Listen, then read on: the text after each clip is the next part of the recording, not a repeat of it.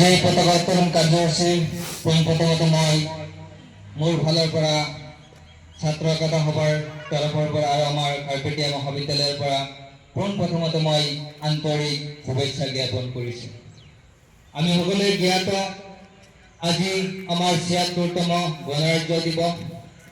আমি ভাৰতবৰ্ষৰ নাগৰিক হিচাপে জাতি বৰ্ণ ধৰ্ম নিৰ্বিশেষে ভাৰতবৰ্ষৰ চুকে কোণে থকা তথা বিদেশী প্ৰবাহী হিচাপে বসবাস কৰা আমি সকলো ভাৰতীয় নাগৰিকে আজি ৭৬তম গণৰাজ্য দিৱস হিচাপে পালন কৰি এই দিৱস আমি কিয় পালন কৰোঁ? আমাৰ মোৰ আগৰ বক্তাসকলে কৈ গৈছে। তথাপি মই কওঁ যে যেতিয়া আমাৰ ভাৰতবৰ্ষত ব্ৰিটিছসকলে শাসন কৰিছিল তেতিয়া আমাৰ ভাৰতীয় নাগৰিকসকলৰ ওপৰত অত্যাচাৰ কৰা হৈছিল, ভাৰতবৰ্ষৰ পৰা শোষণ কৰা হৈছিল।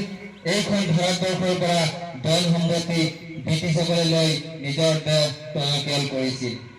গতিকে তাৰ পৰা ৰক্ষা পাবৰ বাবে ১৮৮৫ চনত জন্ম হোৱা ভাৰতীয় জাতীয় কংগ্ৰেছৰ নেতৃত্বত কেইজনমান বিশিষ্ট বৰিষ্ঠ নেতাৰ নেতৃত্বত মহাত্মা গান্ধী, মৌলানা আবুল কালাম আজাদ, জৱাহৰলাল নেহৰু, মতিলাল নেহৰু তেখেতসকলৰ ত্যাগৰ ফলত আমাৰ ভাৰতবৰ্ষখন ১৯৪৭ চনৰ ১৫ আগষ্টত স্বাধীনতা লাভ কৰে।